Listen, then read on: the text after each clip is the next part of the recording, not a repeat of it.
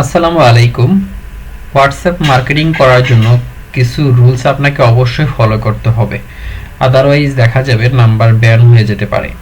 So কি rules আপনি follow করবেন, সো আমার ওয়েবসাইটে এখানে গেলে গাইডলাইনে যে অপশনটা এখানে লেখা আছে এগুলো দেখলেই বুঝতে পারবেন। তারপরে আমি কয়েকটা কথা বলতেছি, ঠিক ওই রুলসগুলো আপনি ফলো করবেন। আচ্ছা, প্রথমত হচ্ছে আপনার যদি একদম নতুন নাম্বার হয় সেটা দিয়ে মেসেজ করতে যাবেন না, সেটাকে আগে ওয়ার্ম আপ করে তারপরে মিনিমাম 20 থেকে 30 সেকেন্ড সময় নিয়ে গ্যাপিং টাইম দিয়ে ডেইলি সর্বোচ্চ 20 থেকে 50টা মেসেজ করবেন এবং অবশ্যই ওয়ার্ম আপ করবেন। এখন ওয়ার্ম আপ কীভাবে করবেন? ডাব্লিউ সেন্টার অনেকেই সফটওয়্যার ইউজ করেন, অনেকে WCRM ইউজ করেন। তো ওয়ার্ম আপ করার জন্য ওগুলো দিয়ে ওয়ার্ম আপ করতে পারেন, অথবা আপনি হোয়াটসঅ্যাপ এনগেজার এই সফটওয়্যারটি দিয়ে ওয়ার্ম আপ করতে পারেন। 2 নাম্বার রুলস হচ্ছে অবশ্যই ক্যাম্পেইন করার আগে আপনি গুগল কন্ট্যাক্টের নাম্বারগুলো সেভ করে রাখবেন। কেন সেভ করবেন? যদি নাম্বারগুলো সেভ করে রাখেন তাহলে অটোমেটিক সিনক্রোনাইজ হয়ে বোঝাবে যেটা আপনার একটা পরিচিত নাম্বার। এজন্য গুগল কন্ট্যাক্টে অবশ্যই নাম্বার সেভ করবেন।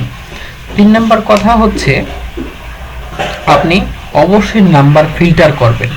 যে নাম্বারে হোয়াটসঅ্যাপ নেই সেই নাম্বারে কখনোই হোয়াটসঅ্যাপে মেসেজ পাঠাতে যাবেন না।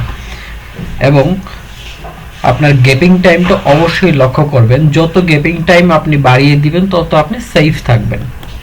3 নাম্বার পয়েন্ট হচ্ছে অনেকে গ্রুপে মেম্বার অ্যাড করতে চান, এই কাজটা করা খুবই রিস্কি হবে, আমি এটা রিকমেন্ডেড করি না, সো এটা করতে যাবেন না।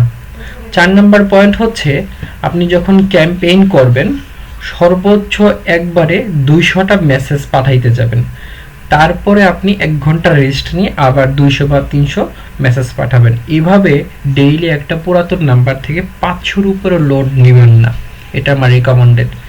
এবং হচ্ছে আপনার দেখেন এখানে লেখা আছে সব কিছু, গ্যাপিং টাইমটা কি আপনার 20 সেকেন্ডের ওপরে দিবেন, প্রত্যেকটা মেসেজ আস্তে আস্তে 20 সেকেন্ড পরে যেন যায় এভাবে দিবেন, ঠিক আছে?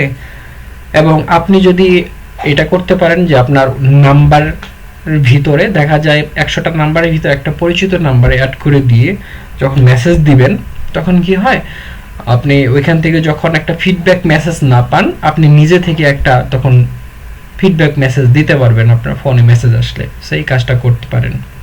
তারপর আমি যে রুলসগুলো বললাম এই রুলসগুলো অবশ্যই ফলো করবেন, আর আমার এই লেখাটা একটু ফলো করবেন। ধন্যবাদ।